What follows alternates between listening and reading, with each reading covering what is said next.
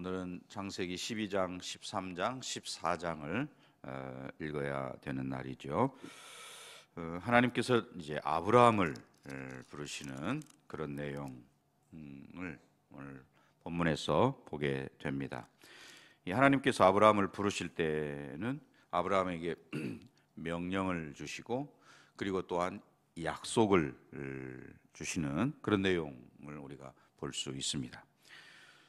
먼저 그 명령이 아까 1절에 나와 있었죠. 1절을 다시 보시면 여호와께서 아브라함에게 이르시되 너는 너의 고향과 친척과 아버지의 집을 떠나 내가 네게 보여줄 땅으로 가라.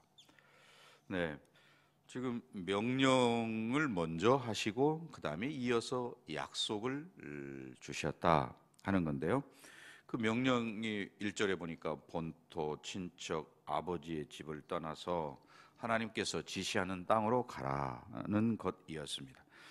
원래 아브라함이 살고 있었던 갈대아 우르라고 하는 소위 그 바벨론 지방,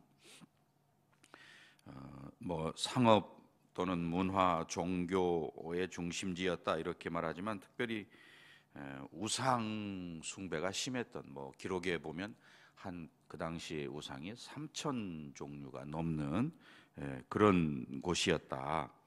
특별히 그 우르 성에는 하늘의 달을 신으로 섬기는 그 달의 신이 주 신이 되는 그런 지역이었다. 그리고 그 우리가 기록에 보면 이 우상이 숭배가 심한 곳에는 항상 그 쾌락의 문화가 뒤따라오는 것을 볼 수 있죠. 그러니까 우상에게 제사를 지내고 난 다음에는 반드시 그것은 음란한 행위들이 뒤따르는 그런 것을 볼 수 있습니다.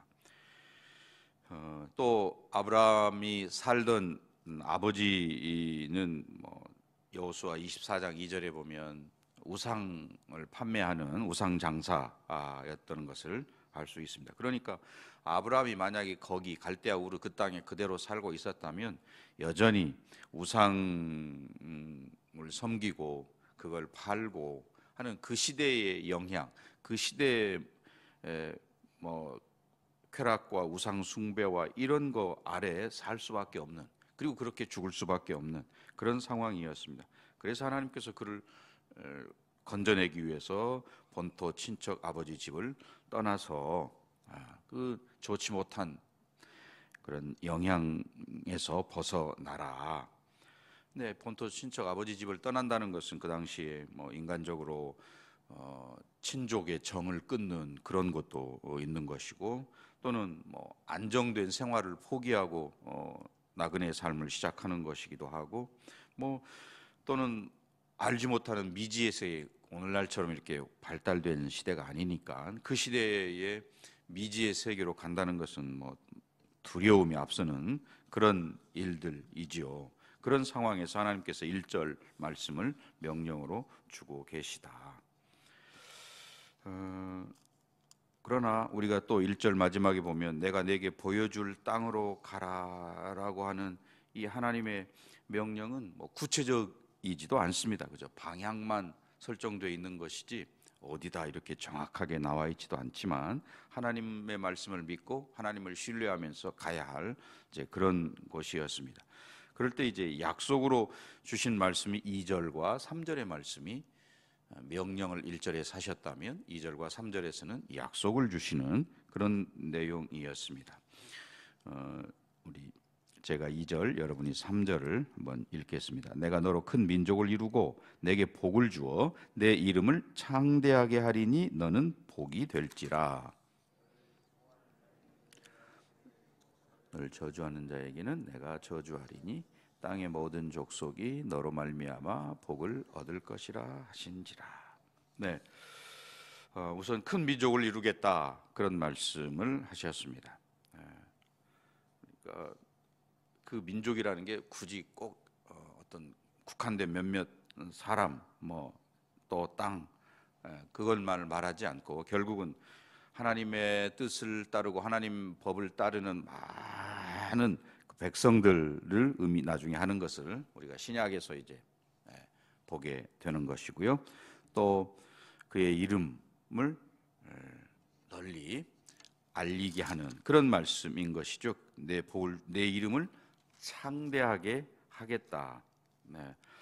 이것은 뭐 세상의 명예를 주시겠다 그런 말씀이 아니죠. 왜냐하면 그것은 이따가 없어져 버리는 것이기도 하고 하지만 여기는 하나님께서 약속하신 이것은 열국의 아비, 또 하나님의 방백, 또 하나님의 벗, 혹은 여호와의 종, 이런 이름들이었거든요. 믿음의 조상이 되는 그런 이름을 주시겠다 약속하신 것이었습니다. 또 복의 근원으로 삼겠다라고 말씀하시죠. 너는 복이 될지라. 2절 마지막에 보면 그렇게 되어 있습니다.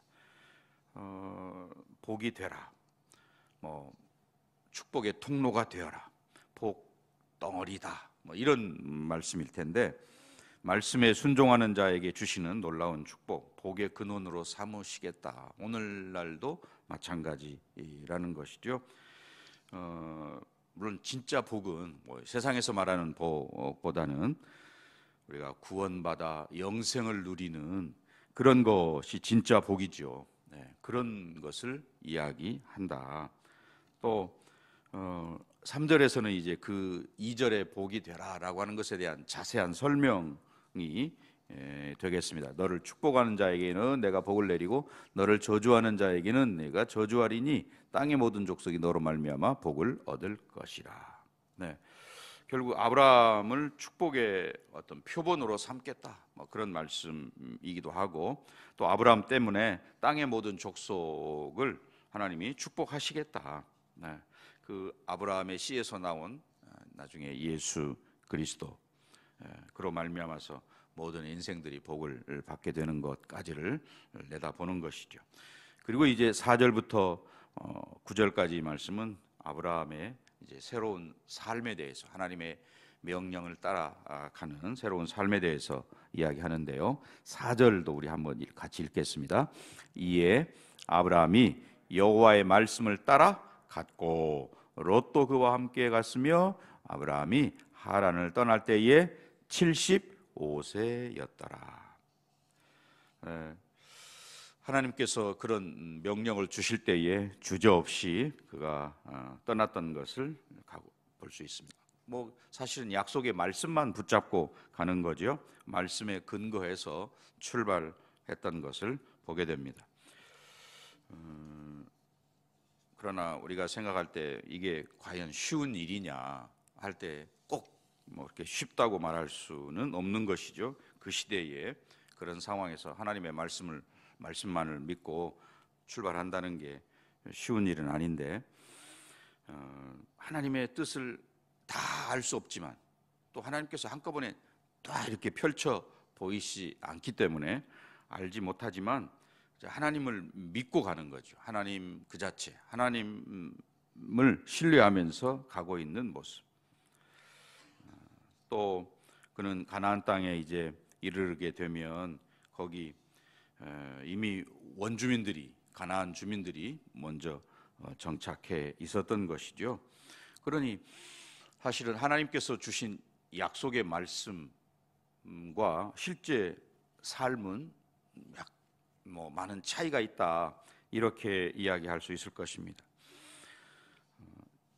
고향에서 안정된 생활을 포기하고 지금 가나안에 왔는데 그의 삶은 이제 장막 생활이었던 것이죠. 네. 약속을 주셨는데 약속을 근거할 만한 어떤 눈에 보이는 유업, 땅 이런 게 하나도 없는 상황이 아브라함의 현실이었던 것이죠. 오죽하면 나중에 그 사라가 죽어서 그를 매장할 매장지도 없어서 막벨라 굴을 돈을 주고 사는 그런 일들이 나중에 뒤에 창세기 23장에 가면 나오게 되죠. 그 약속을 받았지만 현실은 아무것도 없는 장막 생활하고 나그네 생활을 할 수밖에 없는 그런 상황이었습니다. 그러나 우리가 이 아브라함의 삶에서 주목하는 것은 가장 주목해야 할 것은 7절 말씀 같이 보겠습니다. 여호와께서 아브라함에게 나타나 이르시되 내가 이 땅을 내 자손에게 주리라 하신지라 자기에게 나타나신 여호와께 그가 그곳에서 제단을 쌓고 네 7절에서 제단을 쌓고 그랬습니다. 8절에도 보면 바로 끝부분에 가서 그가 그곳에서 여호와께 제단을 쌓고 그곳이라는 것은 8절 초두에 보면 거기서 베델 동쪽 산으로 옮겨 장막을 치니 즉 이사하고 여호와의 이름을 부르고 제단을 쌓았다. 또 뒤로 가셔서 13장 4절에도 보면 그가 처음으로 제단을 쌓은 곳이라 그가 거기서 여호와의 이름을 불렀더라. 또 계속해서 보면 롯이 떠난 후에도 하나님께 그가 또 단을 쌓고 이런 내용들이 계속 나오게 됩니다. 아브라함의 신앙생활의 특징 그러면 하나님께 예배하는 삶이었다. 이렇게 정의할 수 있겠습니다. 지금 뭐 상황은 그의 형편은 뭐 이렇게 좋은 그런 형편이 아니죠. 객지에 와서 장막 생활을 하고 한 곳에 머무르지도 못하고 떠도는 그런 삶임에도 불구하고 그가 늘 가는 곳마다 하나님을 예배하는 그런 삶이었. 나중에 이삭도 그 아버지를 본받아서 가는 곳마다 하나님께 예배하는 이제 그런 삶을 창세기 26장이나 이런 데 가면 우리가 다 볼 수 있잖아요. 그런 점에서 그가 하나님께 예배하고 범사에 감사하는 그런 생활을 했다. 물론 그가 뭐 살면서 실수도 하고 그런 모습을 보이지만 그럼에도 불구하고 하나님 앞에 예배하는 하나님과의 관계를 중요하게 여기고 하나님과 친밀한 관계를 늘 유지하는 그런 삶의 모습을 보이고 있다 하는 것이 오늘 우리가 본문에서 발견하는 아브라함의 삶의 가장 큰 특징이라고 하는 것을 보게 됩니다. 하나님의 명령과 약속 그리고 그것을 이루는 아브라함의 태도는 하나님께 예배하는 삶, 그것이 가장 대표적인 그런 모습이었습니다. 그런 점에서 오늘 이 새벽에 주님 앞에 예배하는 우리 모든 성도님들이 아브라함의 이런 귀한 모습, 하나님의 말씀을 하나님을 신뢰하고 하나님을 따라가는 그런 삶에서 늘 하나님을 예배하는 그런 모습, 예배를 놓지 않는, 예배의 끈을 놓지 않는 어떤 상황이든지 어디에 있든지 예배의 끈을 놓지 않는 그런 모습, 하나님의 그런 축복을 담을 만한 그런 그릇이구나. 말씀에 순종하고 또 정말 단을 쌓는 이런 아름다운 아브라함의 신앙의 모습을 오늘 우리가 닮아서 우리도 하나님을 예배하는, 어디에 있든지 무엇을 하든지 어떤 상황이든지 하나님께 예배하는 저와 여러분 오늘 한 날 우리의 삶이 되시기를 주의 이름으로 간절히 축복합니다.